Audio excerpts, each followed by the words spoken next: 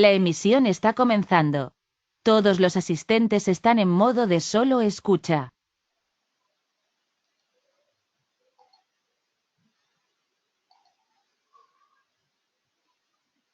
Hello and welcome to CW Group's webinar on our soon-to-be-released World Cement, Clinker and Slag Sea-Based Trade Report, the 2019 update. My name is Carolina Pereira and it will be my pleasure to walk you through the highlights of this report.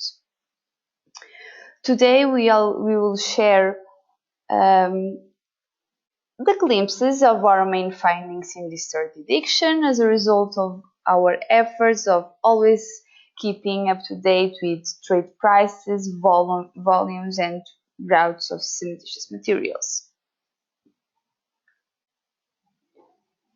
We will start with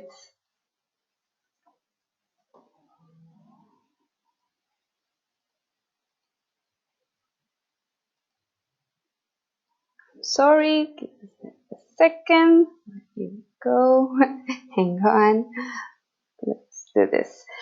So let's start with a brief presentation of our company. We are a boutique advisory and market intelligence group based in the United States, niched for the cement and building materials industries. But of course, that's not only the work that we do. We cover other industries as well. At the moment, apart from cement, we cover building materials, petcoking industry, bulk and shipping markets, metals and minerals, chemicals, and the paper and pulp industry. Our approach for all of the industries is based on data mining, qualitative research, and primary investigation, all of which leads to accurate historical and current perspectives of the market, as well as highly informed forward-looking views.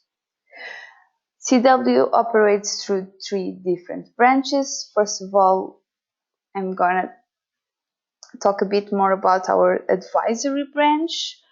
When it comes to customized studies spanning from commercial and due diligences, technical ones, strategically formulations, and everything in between, our advisory work speaks for itself based on our innumerous and commercial successes with our clients, not only in the cement industries. Of course, we do as well our second branch. We can go on to the research side of our company, where this report belongs. Our focus here is to provide analyzed data in the shape of actionable informations meant to help business professionals make highly informed business decisions. Apart from cement prices and volumes, we track cement volumes forecast. We do not only gray cement but also white cement studies. We provide market data for various commodities, and of course do researches in sea-based trade.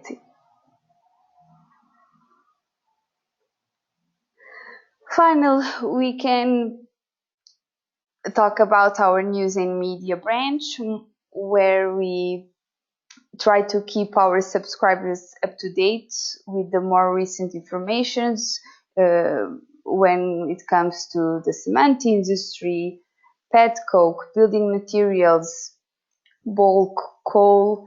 We try to always, and we do great efforts to always keep our platforms up to date.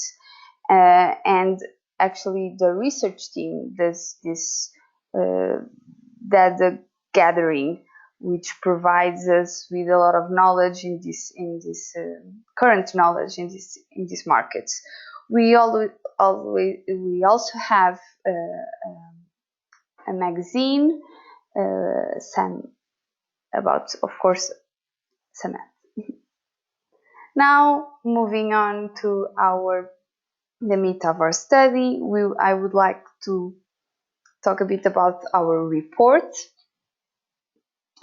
With the goal of better understanding the current and future trade routes, our reports provide a very in-depth analysis of the various components related with cementitious trade.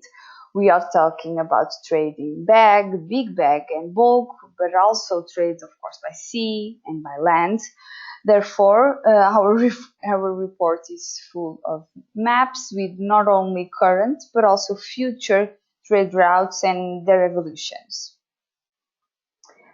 This report also includes a forecast element until the year 2024.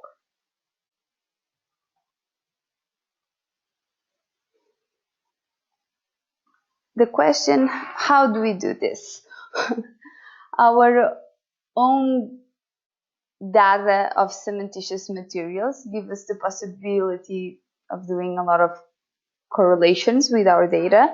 We release a volume forecast report twice a year, where we update a very large number of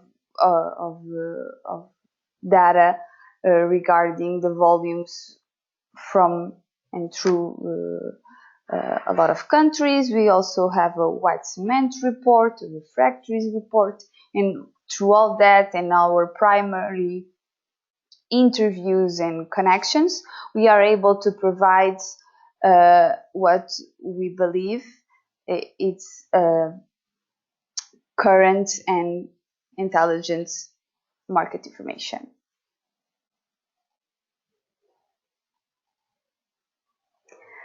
Now, moving to the scope of our reports, I will try and keep it brief and talk about these three main categories. Of course, cementitious materials trade by sea, their movements, and also where are the facilities and cement carriers. We can look closely here at our, first of all, total traded volume of cementitious materials by sea. We can clearly understand that there haven't been significant changes between these years. The CAGR has remained flat at minus 1.04%. Of course, we can see, for example, in 2015, a drop in cementitious materials traded by sea. Otherwise, in these years, things have remained flat, although with some byproduct changes that we will talk in a minute. Then we are also showing total cementitious consumption. We can clearly see that has been again a very small growth, but a growth nonetheless, which brings us to a total of 8,000 million tons of cementitious materials. This includes all commodities we are talking about: grey cement, clinker, white cement, slag, and fly ash. When we look at a more global level, we can see that sea-based traded cementitious materials have suffered a shift in terms of what is the biggest share of cementitious materials traded by sea. We can see that previously in 2013 and but till very recently, grey cement was had the highest share. Although now we can see that clinker is in the upper hand of that. In terms of consumption of cementitious materials, we can see that all cement consumption has remained quite frankly the same, with little changes. And to note from this slide, of course, is the shifts from grey cement to clinker.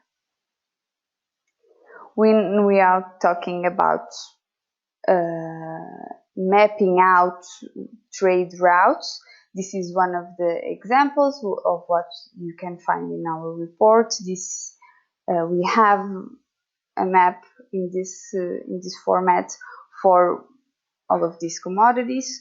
Of course, we can see here that Asia Pacifica has the largest share of all cementitious material traded.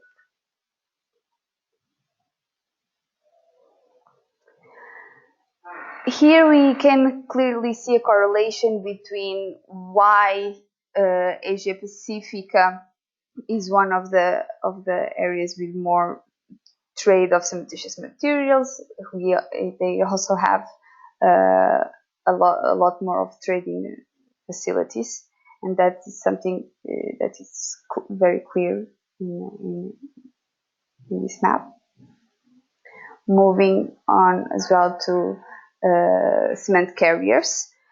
Again, a big share of the cement carriers around the world are located again in this Asia Pacific area. And to note, they are currently at almost full capacity. So to move things forward, of course, it needs to an investment in this area.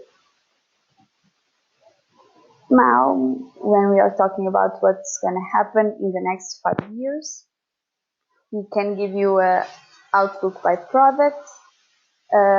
Again, we will continue to see a replacement from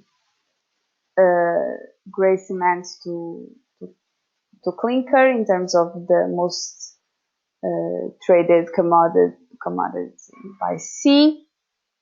We expect that in 2024 this clinker will have almost 51% of the total cementitious seaborne trade. Also to note that we forecast a CAGR of around 3% for seaborne trade of cementitious materials. By 2024, we expect that, of course, and again, Asia Pacifica will hold a very large share of all of the cementitious trade, but of course followed by the Black Sea and Mediterranean basin and the Middle East, of course. We can clearly see that in the Americas, we forecasted as well that they will have a significant increase in these areas.